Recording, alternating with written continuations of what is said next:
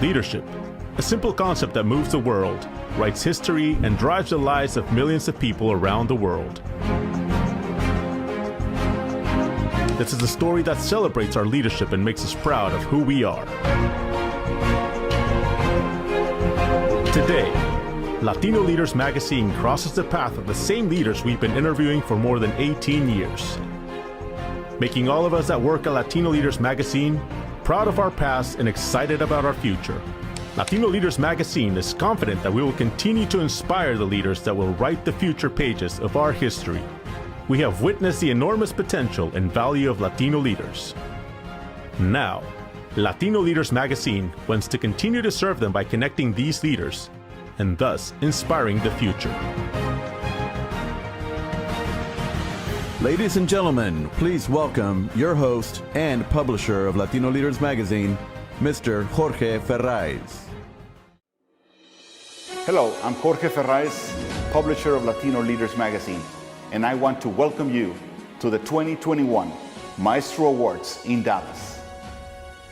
The world has transformed, things have changed, but in Latino Leaders, we want to keep our mission of identifying leaders, celebrate their stories, recognize them, and thus inspire others to become leaders like them. This year we have 5 fantastic stories here in Dallas that we want to recognize and we want to celebrate. As every year, I want to thank our sponsors, those great companies that have supported our mission for many years. I want to say thank you to Southwest Airlines, Comerica Bank, BMW, Avocados from Mexico, and Children's Health. To all of them, thank you very much on behalf of all of those who work in Latino Leaders. And now, let's enjoy this fantastic program that we have for you. Thank you. At Southwest Airlines, it's always been about heart. It's about loving people, about putting others first. It's about being more than an airline. It's about finding that one way to serve that makes each person feel special. It's about building resilience through connections that last, about being part of a community that helps one another, because distance shouldn't keep us from being neighbors. It's about living responsibly and doing things the Southwest way, which means we do it because we want to, not because we have to. Because whether in the air or on the ground, we believe community is more than a place. It's at the heart of what brings us together. We have a strong history of investing in our communities, economically sustaining communities at their core. Yet Southwest is much more than a partner. We champion causes and build connections that help cities thrive. Our heart is to do what's right. We want to protect our communities, respecting, valuing our resources. Our heart doesn't simply give back, it gives forward. Because we know that the most resilient communities are the ones with the strongest connections. And we believe the act of connecting can make the world feel a bit smaller and the future a little brighter. And it all starts with heart.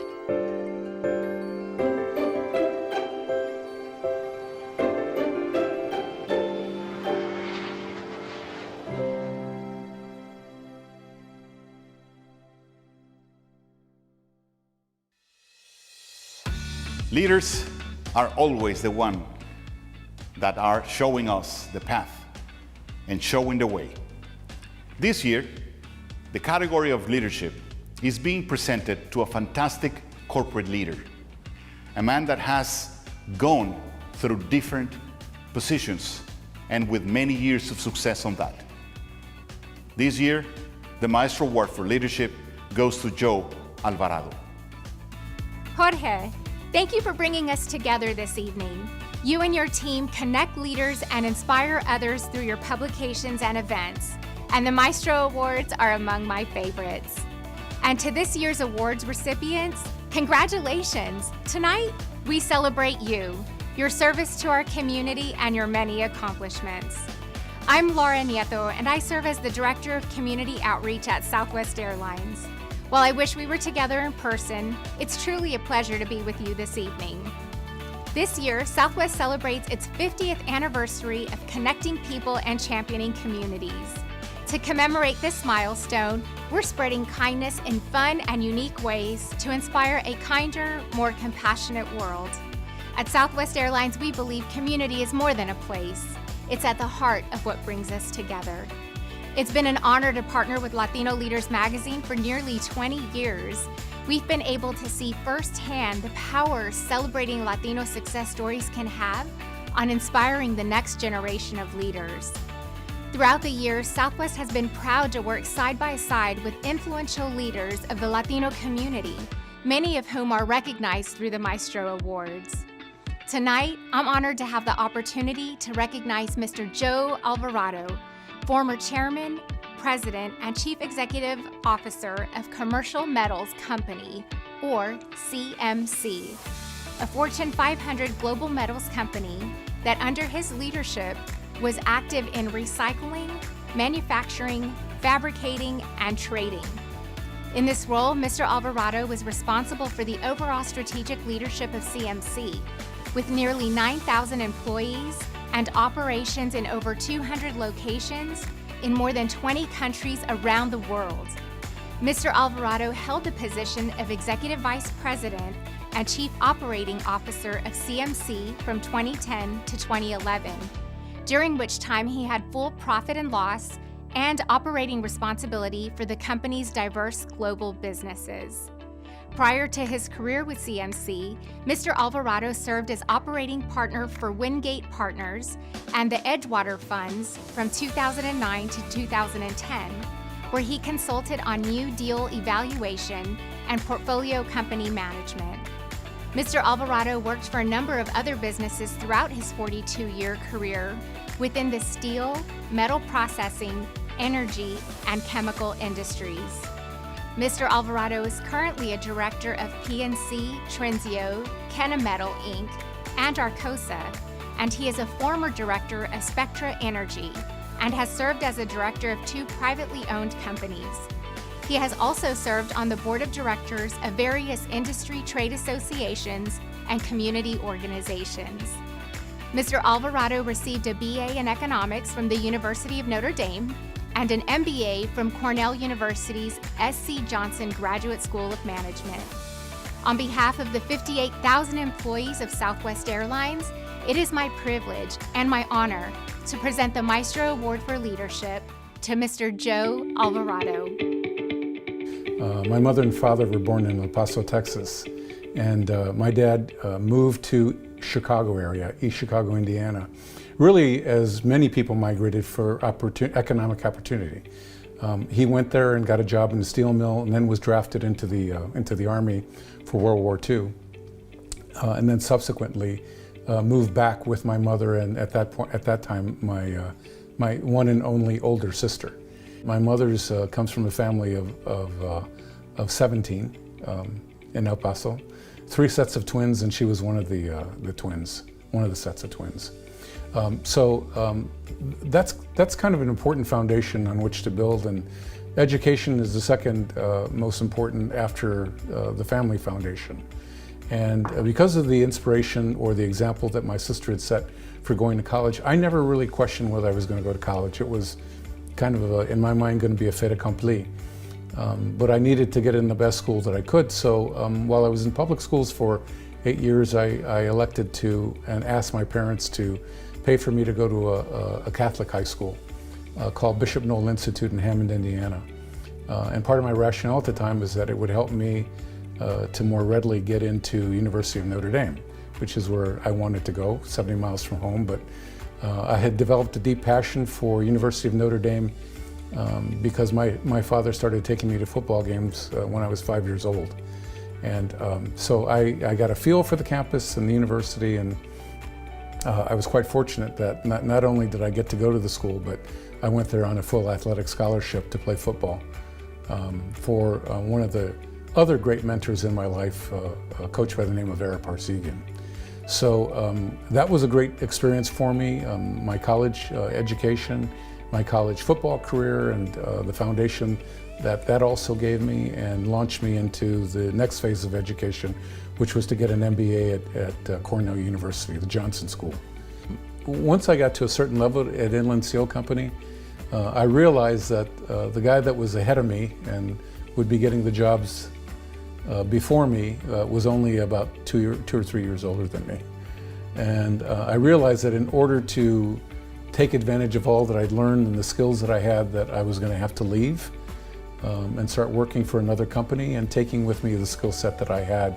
And that cascaded or snowballed into more and more opportunity. But the foundation of why I left was because I was limited in my career and I felt that I had a lot to offer. So to your question of what did I feel I had to offer? Well, I had a very well-rounded background.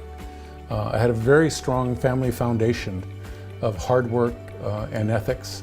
My sports experiences in high school and college and as a young child taught me about discipline, taught me about commitment, taught me about teamwork and team building. And so all of those skills combined with the knowledge that I had developed in my executive roles, I think are what prepared me to continue to advance into a CEO role, because I always believed in myself that I had that capability. I believe I had the skill set and the foundation. And it really started at home. It started in the ball fields. It started in my corporate career when I was asked to do something. I never really hesitated. And including when I left Inland Steel, for me, the most difficult part of that decision was leaving my home in East Chicago, Indiana, where my mother, my father, and my sister, that was not something that Latinos, in particular, Mexicanos, did. I mean, we were always taught to stay close to our family. And it's one of the things that I was exposed to at Commercial Metals later on in terms of trying to move people, that it's really a tough decision, but I knew that if I didn't, I would be limited, and I felt like I could still maintain a strong relationship with my family, which I have, but without compromising on my career. And it was a good decision to leave, although it was very hard. I'll use this EMC experience specifically because when I took over as CEO, I was brought in as an outsider because of the experience I had, because of my background, and hopefully partly because of my managerial skills. And it was a company that was in disarray in the sense that they'd had some wonderful years, and suddenly the economy turned, and they continued to spend money on projects that needed to be addressed. And so I was able to take all that management experience and start applying it to shaving costs at Commercial Metals Company, divesting of businesses that didn't make sense for Commercial Metals' long-term future, and then creating a culture at Commercial Metals that was what I believe was the right culture for managing and moving forward. And it really was pretty simple. The foundations of what I'd learned in my career is that setting a business plan and then meeting that business plan or understanding the variances from that business plan is fundamental to a manager's job. And so what I did when I first joined Commercial Metals was to institute a strong business planning methodology to help people understand that if they gave me a number or gave the executive team a number, that was a number that they would have to live with. And as we marched through the year, plus or minus, they'd have to explain why they were doing better. They needed to understand that, or why they weren't doing as well as they were supposed to be doing. I did it through a series of meetings. I'd have quarterly meetings and meet at the plant. Maybe today that would be by Zoom, but I'd meet at the plant where there's a good face-to-face dialogue and a clear understanding of the expectations. And with those clear understandings, there is also a clear understanding of what the rewards were for being successful and a clear definition of success. So as one of my colleagues at the time said to me that when I challenged him on something, by asking a few series of questions he really couldn't answer, he said to me after that session, "I will never not be able to answer a question that you ask me again. I understand now what the expectations are. I understand why you ask these questions." And it had come down to a question about $1 million in a variance. And all I said to him was, $1 million is a lot of money, isn't it? Wouldn't you like $1 million for yourself? And it put things in perspective, that it wasn't that he was dealing with fund money or play money or the company's money. It was really his job, his responsibility, and he was accountable for the results of the operation that he led. So that culture became, I think, an enduring centerpiece, if you will, of how that company still operates today, with clear accountabilities and an understanding that making plan is mandatory. And if you can't make plan, you have to understand why you can't make a plan. And if you overachieve, well, we don't like people sandbagging either. My wife, Maggie, has injected a very strong sense of joie de vivre for what we do every day and every hour. And by that I mean that we're very active with family, with friends. We have the good fortune to be able to spend time in the summer in Maine on an island where we share camaraderie with neighbors and close friends. And we do a lot of outdoor activities, gardening and walking, and so a very active outdoor life. And in the wintertime, as opposed to going someplace warm, we go someplace cold where we can engage in outdoor activities like cross-country skiing and downhill skiing and hiking and the like. So we maintain a very, very active lifestyle. And I attributed that to her because I think if it were up to me, I'd have my feet up more on the hassock watching a football game on TV as opposed to out walking a couple miles with our dogs. So life balance starts with Maggie and with our family, because we often spend a good part of the time in each of these places with not only friends and guests, but family that come to visit us as well, to enjoy and share in some of the pleasures of our life. So it is a life-work balance that I really enjoy, in the sense that I'm still very active and busy and working, but on a day-to-day basis, there's a lot of time for leisure and time with one another in a way that's not only satisfying, but very, very rewarding, that we can spend time together and good quality time. The advice that I would give anyone is be willing to take on any challenges that come your way. Be flexible in how you approach your work, in the sense that, while it may be difficult to pick up stakes and move and do something radically different, there are so many challenges that come with that, and so many rewards that are a result of that, that if you keep an open mind to those things, to being flexible, to taking on challenges, and to being mobile, then success can follow. And success can be measured in a lot of different ways, not the least of which is job satisfaction, job reward, and career development. So that's how I would frame the advice that I would give anyone. Be flexible and be willing to be mobile. Jorge, thank you very much for this award. I really deeply appreciate it. And I applaud you for your efforts in recognizing the successes and the efforts of the Latino community, and giving us an opportunity to serve as role models for those who follow us. Thank you very, very much.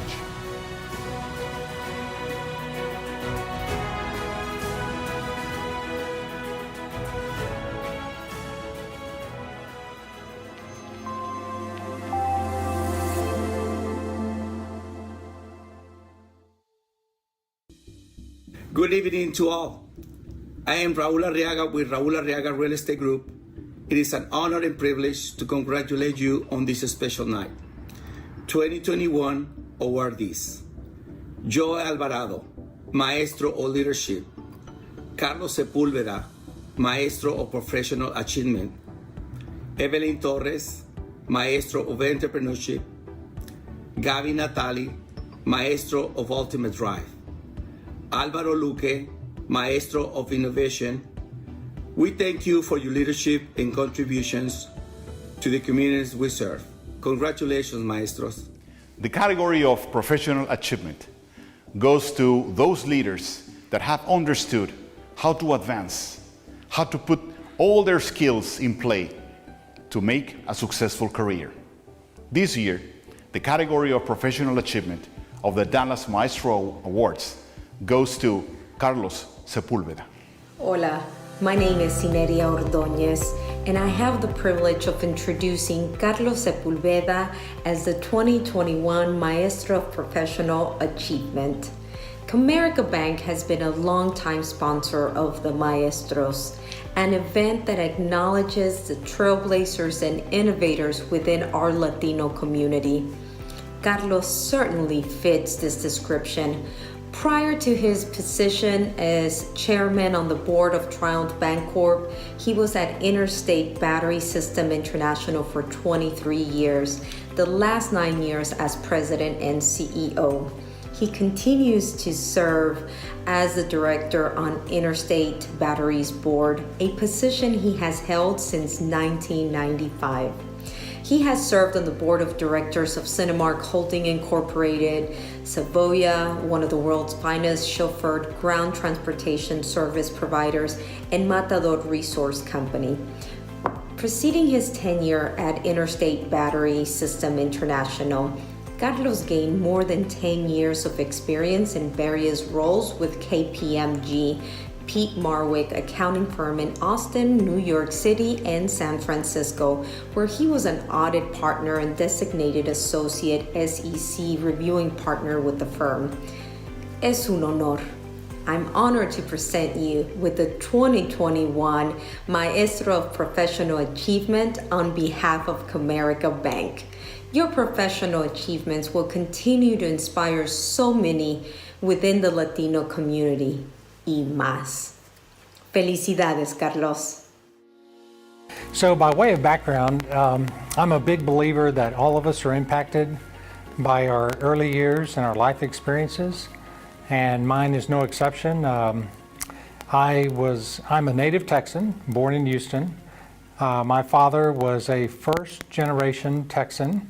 His parents immigrated from Chihuahua, Mexico. My mother was like a fourth-generation Texan, Anglo, out of San Antonio. At the age of 15, I ended up leaving home. I was a sophomore in high school, and things just were such that going out on my own was the best option that I evaluated at that time. So I was a sophomore in high school, that's when I went to work, and I've been working ever since. With KPMG, the interesting thing was I was taking my accounting background, the language of business, and I was now interfacing with all different kinds of businesses. Life insurance companies, financial holding companies, commercial banks, investment banks, all different kinds of businesses, and I was, there for the purpose of providing support for attesting to their financial statements, but really was being exposed to this wide spectrum of transactions, personalities, people, just different aspects of business, and I enjoyed that. And every year was a different obstacle course. I just consider it an obstacle course. And so the reward at KPMG for getting through the year well is you got put on another course for the next year. And so I looked at that and I just liked that. And then when I got to partner, that road was kind of over, and decided that really my interests were to be back in Texas. At that point, KPMG had taken me from Austin, Texas to New York City, where I worked there 2 years. Midtown Manhattan, and from New York City to San Francisco. And I was there for about 2.5 years. And so I wanted to come back to Texas, and that's what led to me joining Interstate Batteries, which was a quality company with a quality mission statement, a good group of people, and I ended up being there for 23 years. So when you talk about the process of what it was like to leave Interstate and come over to TBK, to Triumph, that was an interesting process because I'd been, full board serving as president and CEO. But TBK started up before I left Interstate. And so it actually started out a men's Bible study held in my front living room, was the initial predecessor investment before TBK got going. And so I was actually had a foot in that with Aaron Graft, our vice chairman, founder and CEO. So it was really interesting because there was already momentum going there. And then when things got to the point where the next CEO of Interstate Batteries was raring to go, a talented guy by the name of Scott Miller, Norm's son, Tommy's nephew, he's now doing that. It was just very natural for me to, Interstate's just a couple of blocks over that way just to come over here and to continue on that platform that had already been going. Now, the interesting thing is I've been on the board of directors of Interstate Battery since 1995. I continue on the board of directors today. So in a way, it's kind of like it just reversed that now Triumph TBK is my primary focus, where before when I was CEO at Interstate, it was my secondary focus. And now it's reversed where TBK Triumph is my primary focus, but I'm still very involved with Interstate and cheering for those guys and sitting on the board and doing what I can to help them succeed. You know, when you talk about what leads to success and leadership within a company or on a team, I think it's a number of things. I have a lot of personal theories. Personal theories are things I just coached myself on growing up. I already gave you some of my background experiences, but you know, like one of them is that really all of life can be boiled down to two activities, just two, which sounds outrageous, but the first activity is resource allocation. You know, we all have a fixed amount of resource, our time, our thinking, our focus, our lives. That's a resource that we allocate. And when you get in a team environment or a company environment, people have different perspectives on how resources should be allocated, right? I mean, you have a fixed budget. What do we do first? What do we do second? And so that leads to what I consider the second activity that's present everywhere, and that's conflict resolution. You know, conflict generally has a negative connotation. People don't like conflict, but I see it as the adjudication among various good alternatives. You know, you can only do one thing really well if that's your entire focus. So how do we take 3 or 4 different options and adjudicate that to be the one that's going to get the resource, and we're all on board and we're all doing it? So I think that was part of it.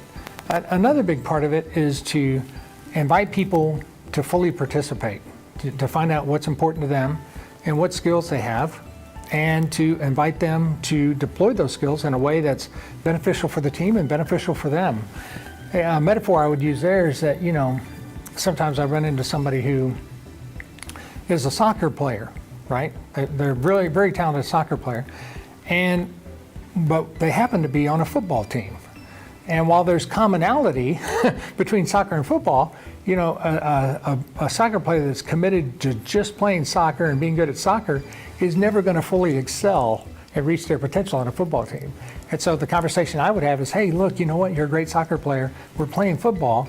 So you want to morph over to football, or should we get you on a different team and you can just really excel at being what you want to be, a soccer player? So I think that's part of it, the people, the fitment, and finding things that are really genuinely motivating for the team members and really genuinely beneficial for the overall team, the overall enterprise.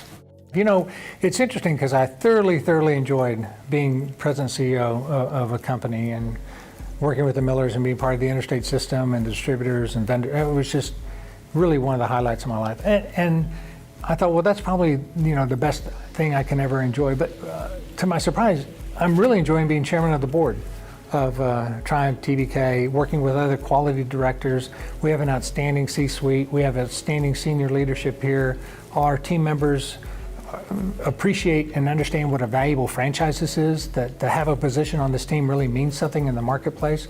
And so I'm thoroughly enjoying that. And so it's different being chairman of the board as opposed to president CEO. You know, Aaron Graft, our president CEO, he's the tip of the spear and will always be and has my full support for that. But yet it's interesting because not being in the day-to-day fray provides some opportunity for thoughts outside of that, perspectives that are different.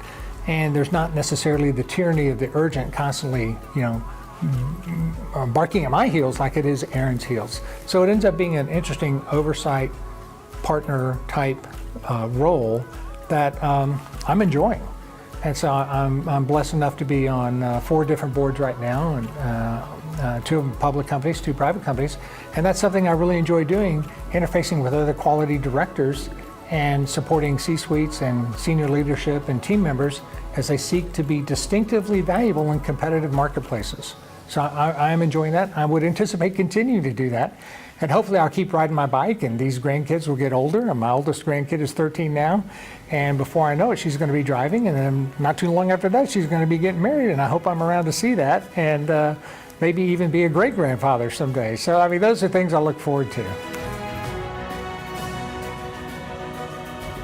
Let me just say that I'm very humbled by this. This is quite a recognition I never anticipated. I want to thank Latino leaders for what they're doing to promote the idea of individuals equipping themselves, investing in themselves to be available to take opportunities to participate on broader teams, whether it's a board of directors or a C-suite or as a team member of an enterprise or business, to deliver value in a competitive marketplace. And everybody benefits when we do that. Society, the individual doing it, and the company that they serve. So thank you so much. I'm very honored.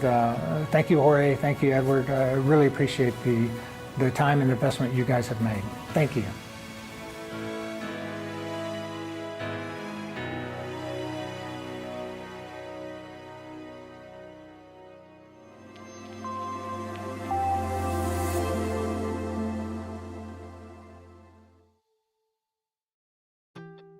Hi everyone, I am Lily Gil Valletta, the CEO and co-founder of the market research and marketing firm CM+. We have now proudly made the Dallas-Fort Worth area our home after being for over a decade in New York, and that is why I wanted to send this special message, because this recognition of our maestros in the Dallas-Fort Worth area is a snapshot of the great contributions our community continues to bring to this great nation. I want to congratulate each and every one of you for your entrepreneurship, innovation, drive, and a special shout out to my good friend Gaby Natali, who has been doing great work for many years. And my goodness, if anyone embodies that spirit of resilience and drive, it's you, my friend. Felicitaciones. And I'm sending this message because you know what? As a new resident of the Dallas-Fort Worth area, proudly as a new Latina-owned business that is headquartered here, I didn't want to miss out on the chance to say congratulations to hopefully new friends, also give kudos to some old ones, and just let you guys know that I'm proud. I'm proud because you represent the best of us, and that is what this country needs to continue to thrive and grow. In case you don't know, the state of Texas officially this year becomes majority Hispanic. So forget about thinking small or being a minority. We are the emerging majority in business, in society, in the workforce, and we must continue to elevate and celebrate that. I look forward to getting to know you more. I would love to share more about what we do with big data analytics, with cultural intelligence to propel growth for some of the biggest companies around the country that want to understand how to tap into the power of our markets for greater impact and growth. Thank you so much, Latino leaders, for bringing us together. Que viva la fiesta. Felicitaciones a todos los que han ganado este premio. Congratulations to all of you. You make us all proud.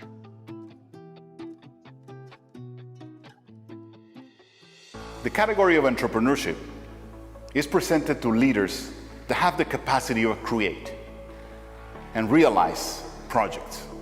This year, we have a Latina that has created a company and has demonstrated an enormous amount of resilience and also proved the phrase that sí se puede. The category of entrepreneurship of the Dallas Maestro Award goes to Evelyn Torres. My brother Carlos and his best friend Harrison are like a lot of 4-year-old boys. Of course, they like doing little kid things, but last year these two boys also needed heart transplants at Children's Health. And that's just the beginning of our story.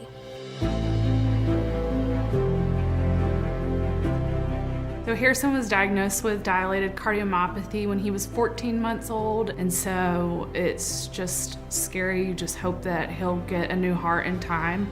We asked the doctor if it was a family member of yours, would you trust the team here in Dallas? And he said absolutely. What Gabby and Bobby and my mom and dad learned was that waiting for a new heart takes time and patience. And in that time, you can only make friends with people who understand. Now this is where this story really gets good. Harrison's heart transplant surgery went smoothly, and now he has the scar to prove it. And the day after my mom and Gabby talked, my parents got a call from Carlos's doctor. There was a new heart for my little brother. The last year and a half have been difficult for most people, but for Carlos and Harrison, this has been the first year of the rest of their lives.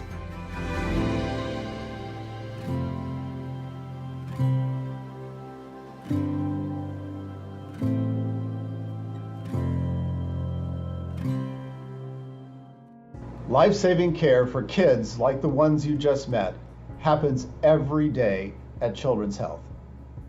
Good evening, everyone. I'm Brent Christopher, president of the Foundation at Children's Health, the comprehensive hospital system that is just for kids right here in North Texas.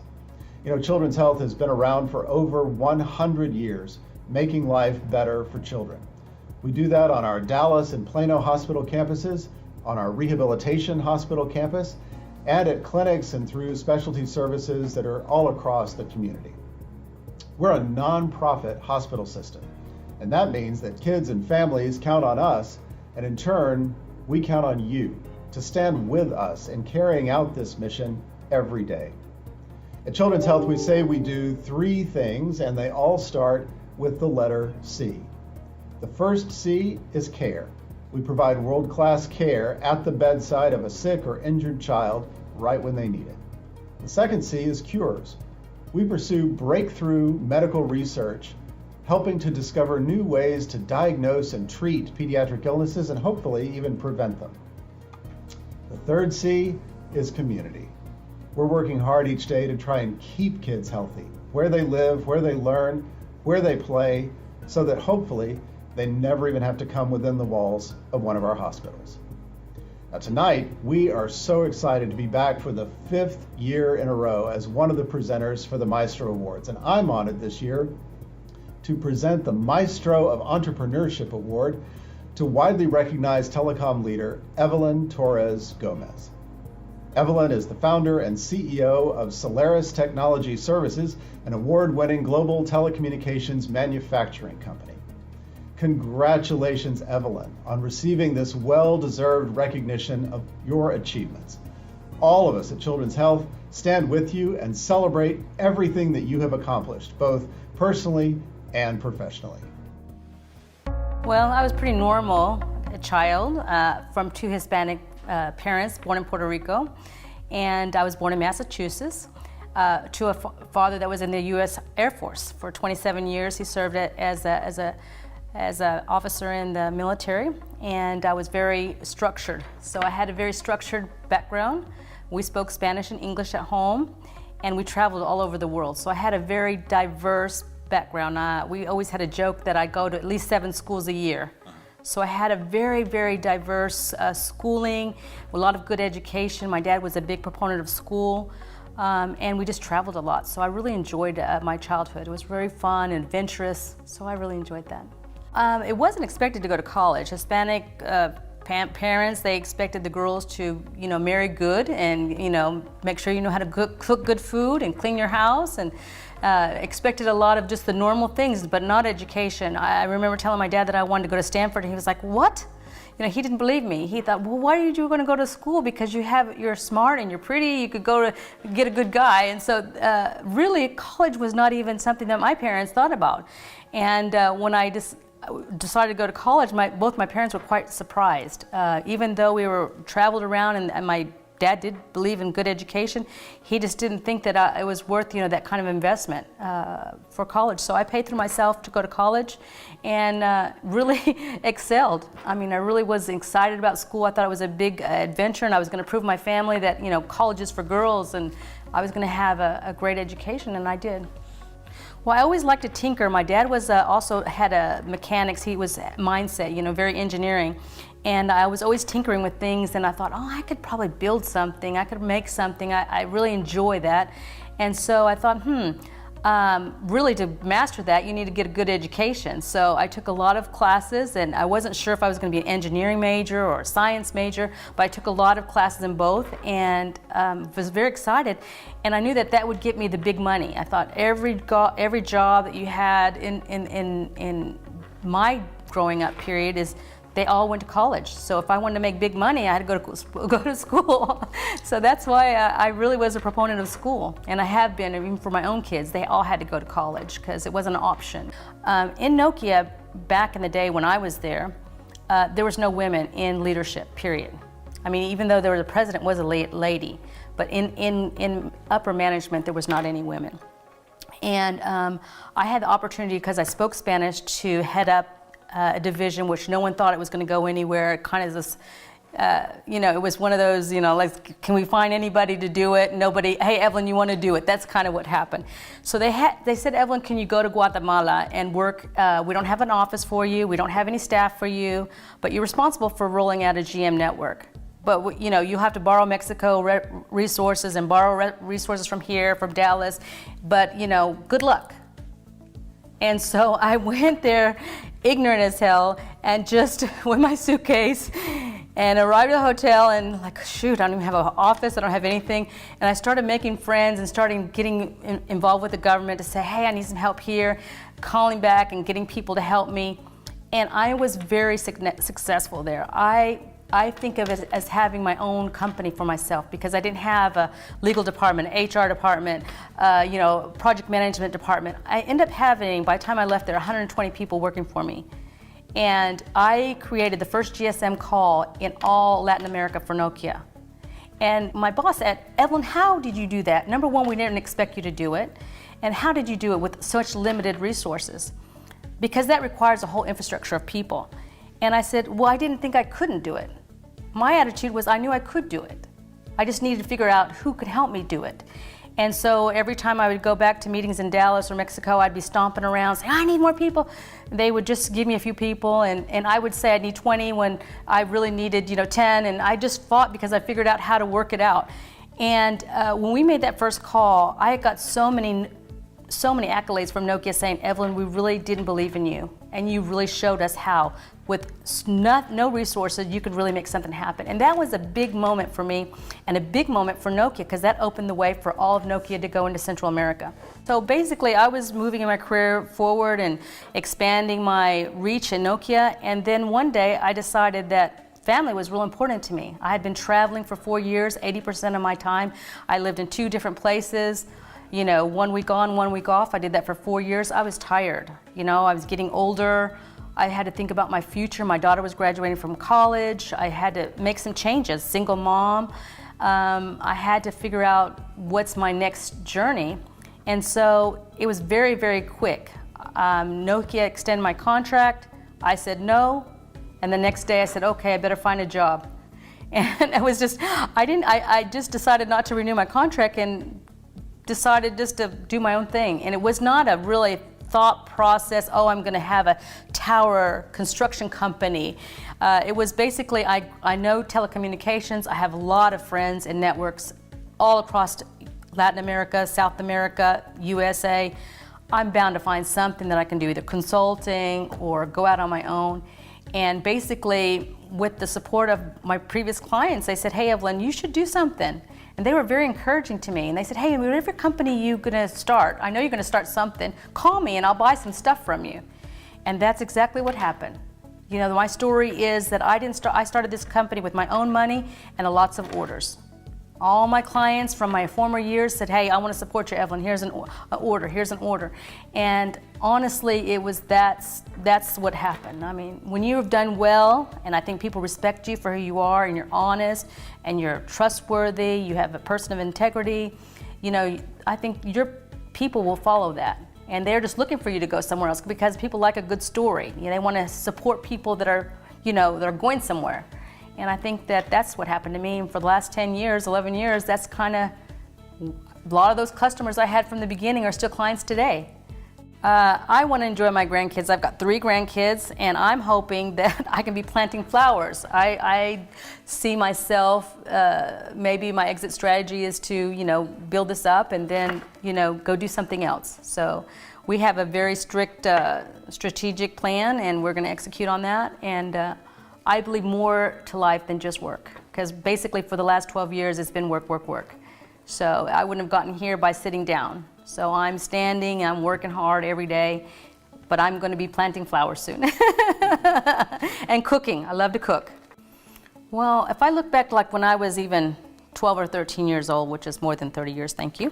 But if I see that person, I would tell her, don't give up. Because at 12 and 13, when you're a young adolescent, you really don't see your full potential, right? I thought my life would be being married and having 5 kids at 18 or 19 and, making great Puerto Rican food and, having flowers around the house. And I don't know, I just expected myself to see a very domesticated person.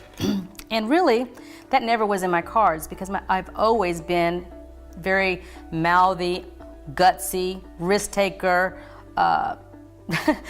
don't take no for an answer, stubborn. I mean, you talk to my mom, she'll say I was all of the worst things that you could have as a kid, And I'm very thankful for that because all those things made me who I am today. I never gave up. I never cried when I fell down. I just got up again and didn't talk about it. I just plunged through it. I never complained. My mom used to say, Evelyn, you have 104 temperature. Aren't you complaining about that? And I'd say, I don't know. I would never even know I'm sick, until she says, you look funny. And what's going on? So I don't know. I think there's something is about when you're young, you do have guts, but you don't know what to do with that. I would say harness that in and don't give up. Just pick a dream and go for it. If you dream is that big house and money or whatever, go for it. It's not going to come to you sitting down, for sure. You got to go after it. And you have to prepare yourself with education, which I think that's crucial, especially for women today. You got to get up and have a great education. And you never take no for an answer. If you take no for an answer, you'll be left behind because we all, in all leadership positions, we've been told no quite a few times. And that's just more guts for me. That just gives me more go. I just take that and turn it around and keep running with it. So I would tell that 13-year-old me that, hey, things turn out pretty good.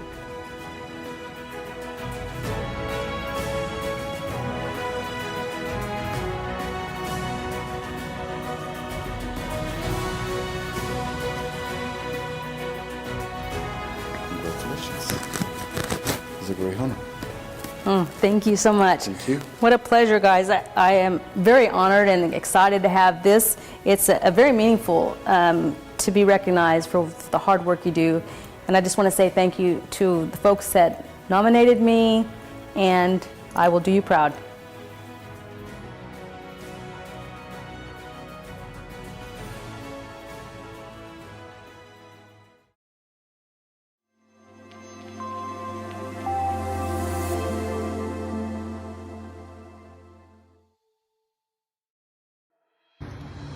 Hello, bienvenidos. My name is Willie Hornberger. I'm a partner at Jackson Walker and the 2022-2024 chair of the Dallas-Fort Worth chapter of the Asociación de Empresarios Mexicanos. I would like to congratulate Latino Leaders publisher Jorge Ferraez for a very successful 2021 Dallas Maestros Awards event.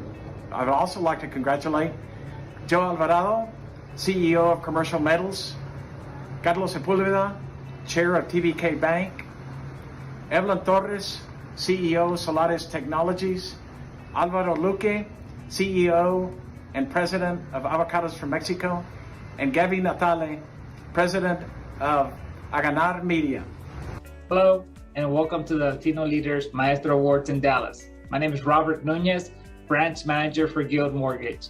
And tonight, we're here to celebrate the trailblazers and innovators in our community.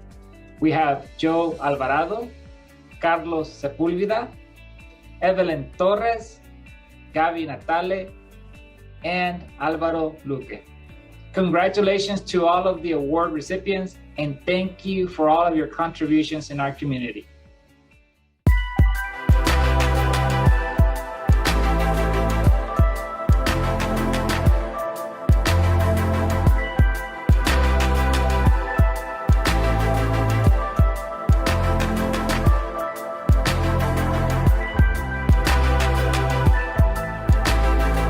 This year, our committee has decided to present the Ultimate Drive Award to Gaby Natale in Dallas Maestro 2021.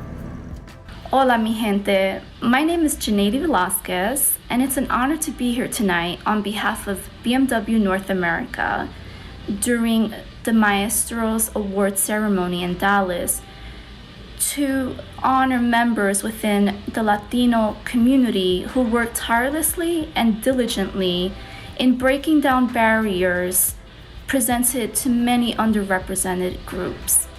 The Latino Leaders magazine and BMW of North America has a long-standing partnership in connecting leaders and inspiring the future. Tonight, it is our distinct privilege to present the BMW 2021 Ultimate Drive Award to Gabby Natale.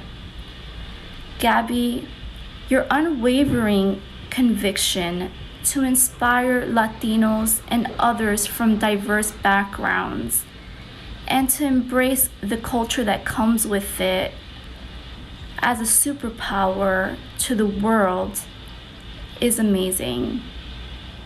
Gabby, your message motivates many of us who find ourselves in an environment where we are the only one like us in a room, a meeting, or sometimes an organization as a whole, and show the world the beauty of our culture.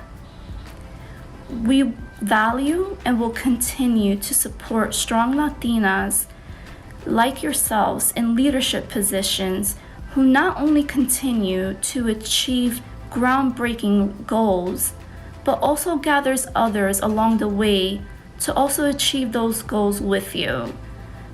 Gracias por tu convicción y muchas felicidades. Well, I had a very typical middle-class upbringing from Argentina. Both my parents are lawyers, but being a lawyer in Latin America is very different from being a lawyer here in the United States.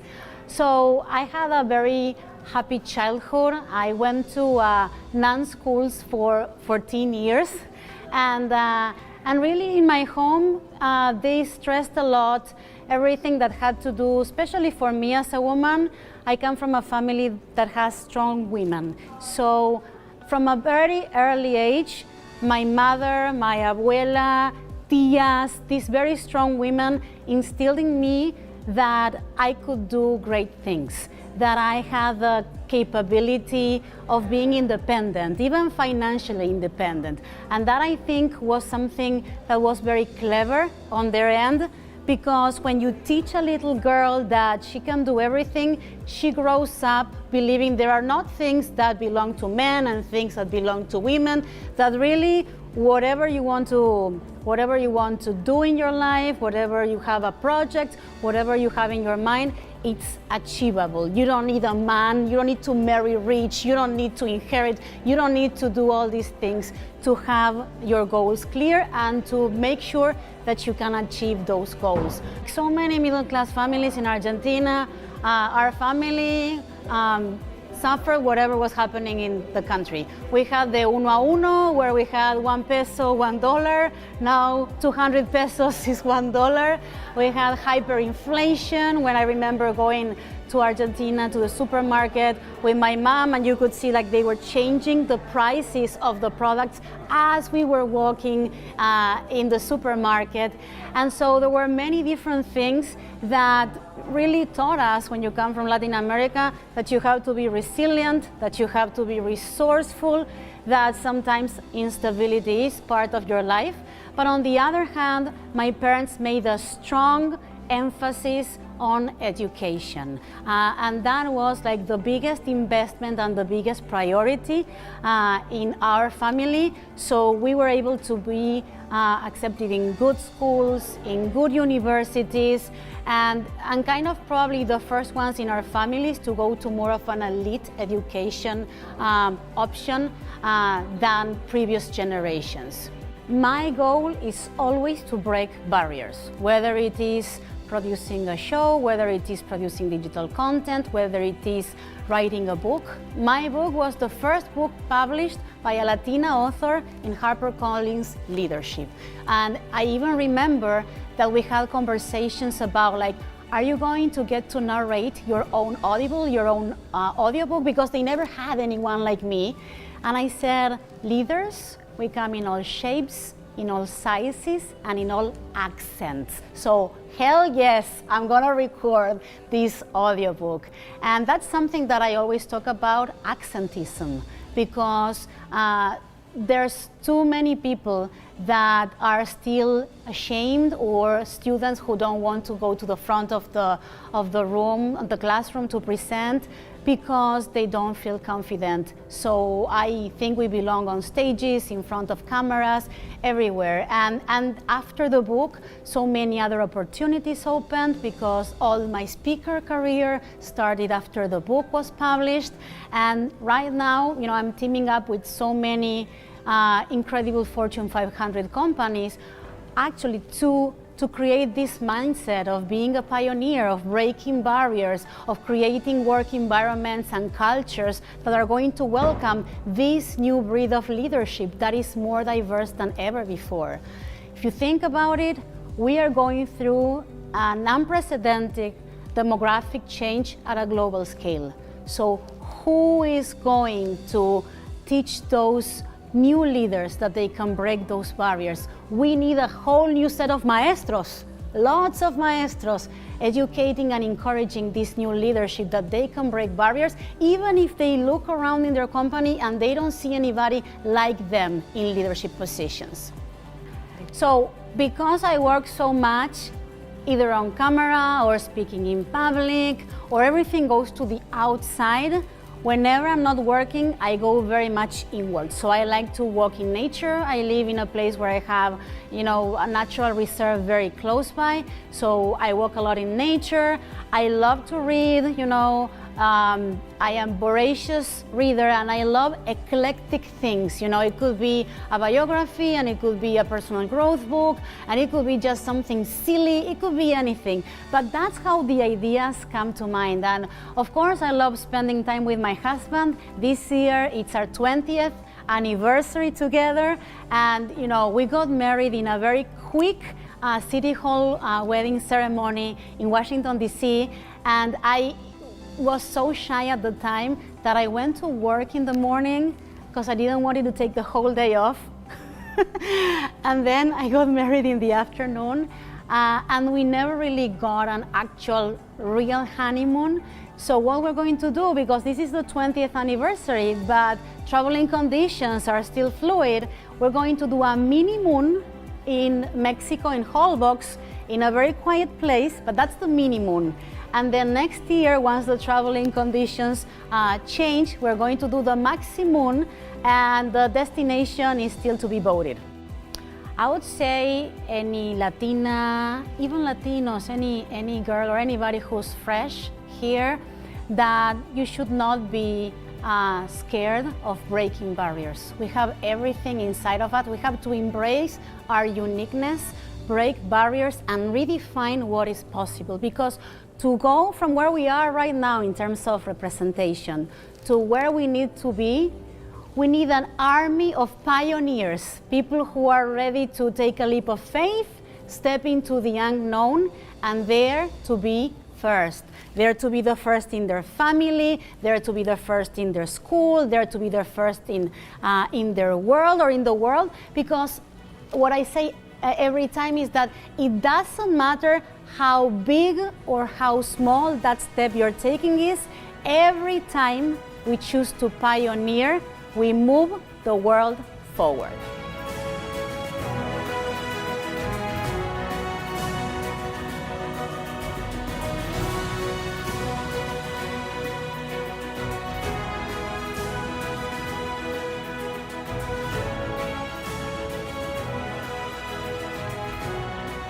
Lo voy a decir en español para toda la gente que esté recién llegada.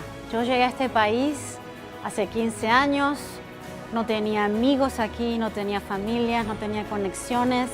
Por eso a esos que estén recién llegados les quiero decir que crean en ustedes mismos, que nunca les dé vergüenza de dónde vienen ni quiénes son, y que sueñen en grande. Because starting small does not mean that you're thinking small. Now, go conquer your dreams.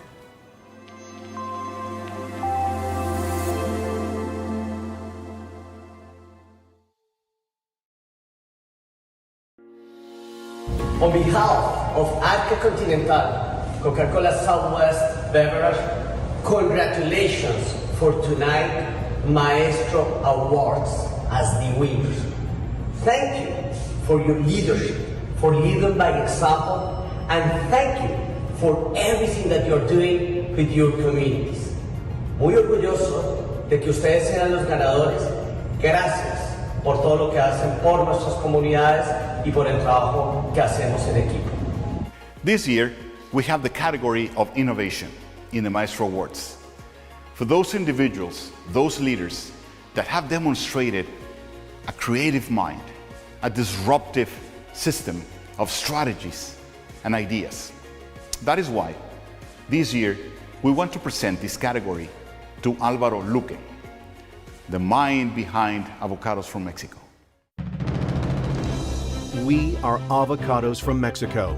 We are passionate brand builders, culinary experts, extraordinary storytellers, marketing disruptors, and overachievers with a creative mind, bold goals, and a restless drive. We work hard and have fun while staying unwaveringly passionate about accomplishing the seemingly impossible. We are strategic category catalysts, driven by making a difference for our industry, for our consumers, and for the thousands of growers, packers, and importers who trust us with the fruit of their labor. They are our motivation and our inspiration to pursue the kind of breakthrough innovation that pushes boundaries and breaks the produce mold. As responsible category leaders, we placed value over price in our consumers' mind because we firmly believe that there's nothing like an avocado. Our recipe: educate, educate, educate. Never settle, always be first, and think big. Ultimately, brands are the people who build them, and ours is as unique as each of us and as diverse as our team, which is made up of the best people in the industry. That is why after each win, we proudly celebrate, improve, and repeat to continue changing the game forever. Within our colorful diversity, one thing stands out as a consistent reminder of who we are as a culture and as a brand, and that is the vibrant magic of Mexicanity at our core. Avocados from Mexico, always in season. Avocados from Mexico.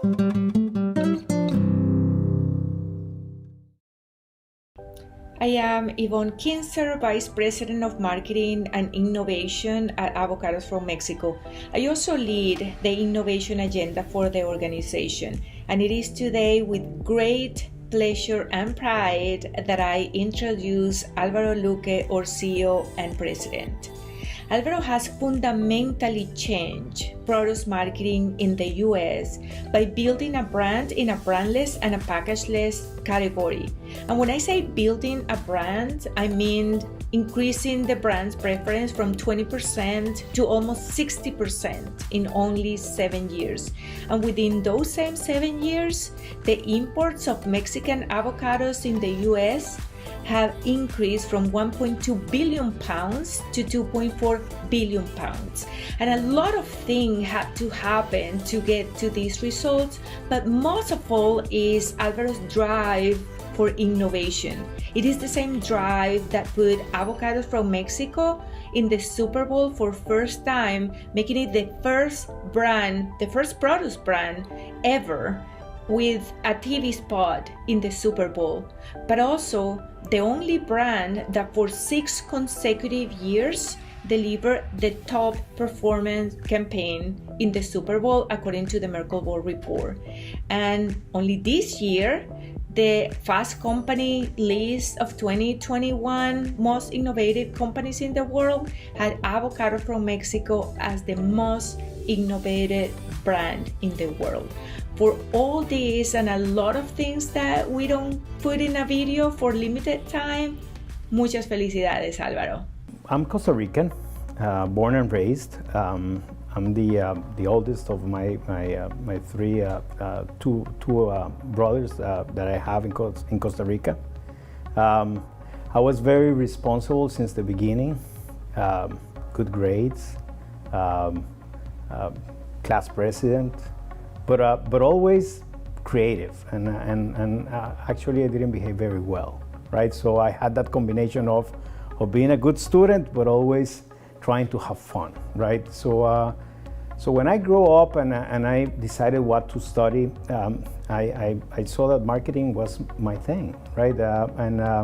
It blended everything that I am, right? I can still manage a business, but have that fun and that nice vibe that the marketing business brings to you, right? So that was an easy choice for me since I got to college and studied there in Costa Rica and became a marketer many years ago. So one of the things that marked me as a person since the beginning is that even though I was concentrated in studying and didn't need to work at that time, I decided that I wanted to work very young. And I was in my first year in college, and all my friends were having fun and going to bars and doing all crazy stuff. And I decided that I wanted to work. And so I started working in a travel agency that had nothing to do with what I do right now.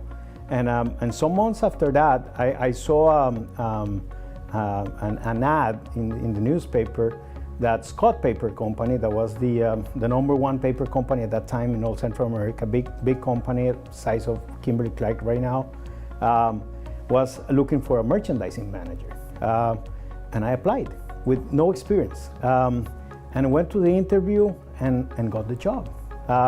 And I was just recently made my 20th birthday. So from that moment on, I started having a lot of responsibilities being very young. So I was studying and working, but one of the things that really helped me out is that I became a very young professional. So from there, my career, every time that I went into different companies or different countries, usually I was the youngest of that executive team. And I think that marked me as an executive. And it's been a great blessing because I've been able to create my own career, learn from people that are older than me, that had more experience, but then get to these positions that I have right now and still be a young executive. In 1999, I started working for the Grupo Maseca in Costa Rica. And my job was to manage the snacks business in Costa Rica. That Gruma there is like the Tostitos in Costa Rica. They own the market. At that time, big leaders. After that, I got the opportunity of managing the whole marketing business for Gruma for the whole Central American region. So I was looking over 5 countries. And one moment, in one meeting that Don Roberto was coming to Costa Rica, they told me that he wanted to move me to Venezuela. Originally, the plan was that I was going to move to Mexico. That was the original plan. But I remember that meeting that was very special for me because Don Roberto came to me and we had a long conversation, like half an hour walking through the hotel, and he was explaining to me why he needed me in the Venezuela business, and that's why I moved from Costa Rica to Venezuela as a marketing vice president for Gruma Venezuela for 2 years. Avocados from Mexico came in 2013 in my life. The first time that I was approached by a recruiter and they told me that they were looking for someone to manage the avocado business, I was like, what? So what am I going to do in avocados, right? There's no marketing in avocados, right? But then he explained how this program works. And actually, when I learned how this is set up, the whole funding and how they were thinking that they were gonna build up this marketing machine for avocados, I was more than interested. I said, this is the job that I want. And I was participating for this job for several months and I lost. So at the end, I came to the last interview with another person that was completely the opposite of me, right? They brought me in without no produce experience, young executive compared to the other candidates.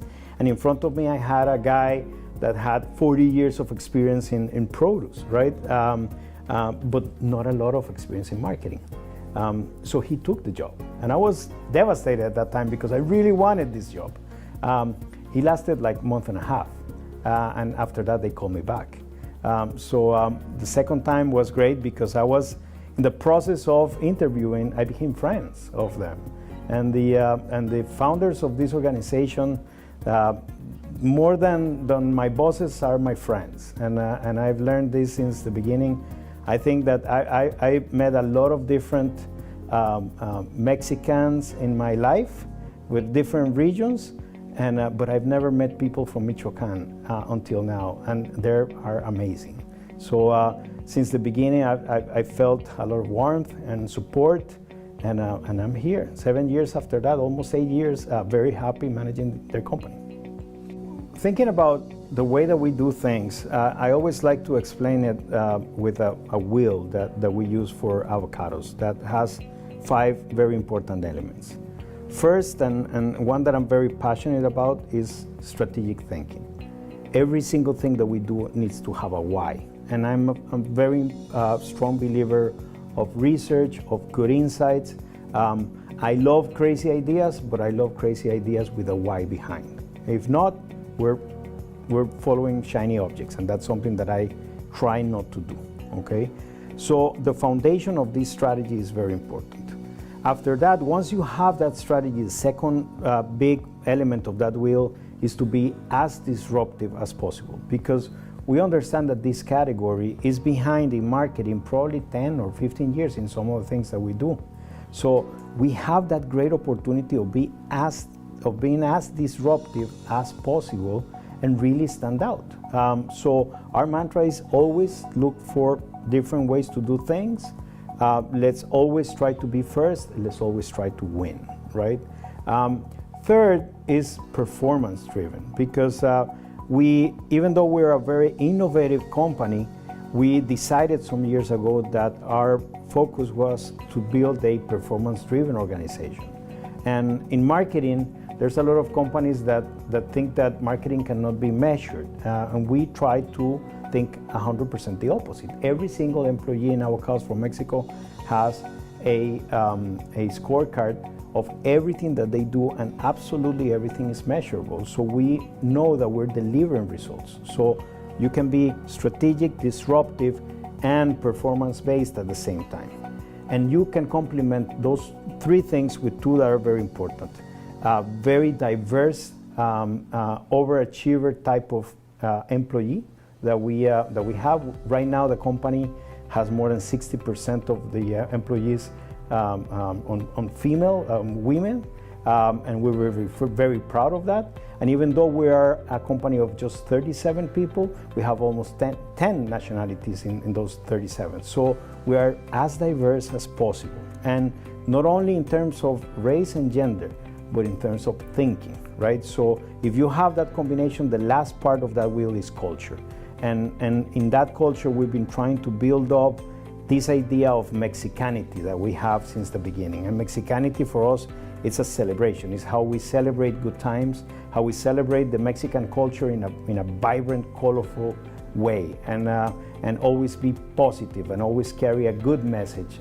So this is a brand that will never get into controversies, but a brand that will try to make you good every time that you're interacting with us. So that feeling, that culture we're trying to build is the last part of that wheel that I think is the whole formula that has worked for us so well in these past 8 years.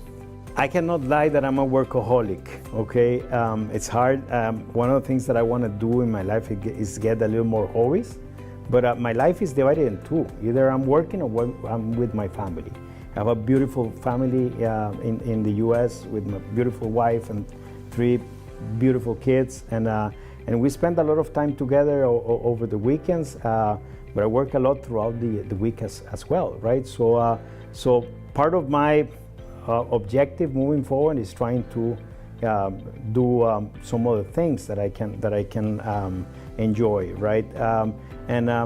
Part of that, it's cooking. I would love to, if I can go back in time, I think that the only profession that really gets my attention besides marketing is being a chef. And I love to cook paellas, so that's my passion, right? So every time that I can get friends and family and cook a paella, that's amazing. The only thing that I need to learn is how to put avocados in a paella. that is very difficult.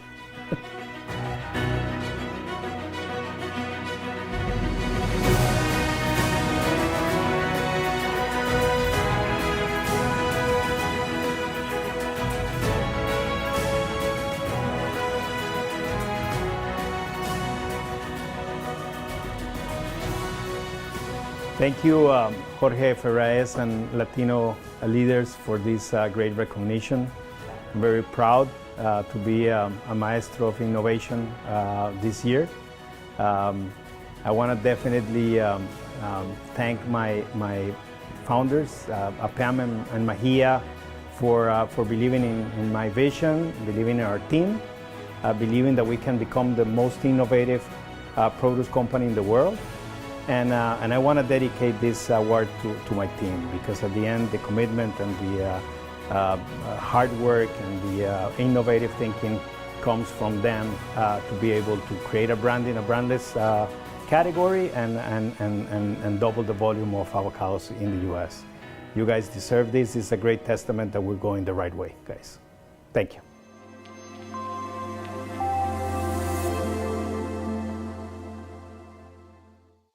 Dallas has always had fantastic stories of leadership, and tonight's program is a live proof of that.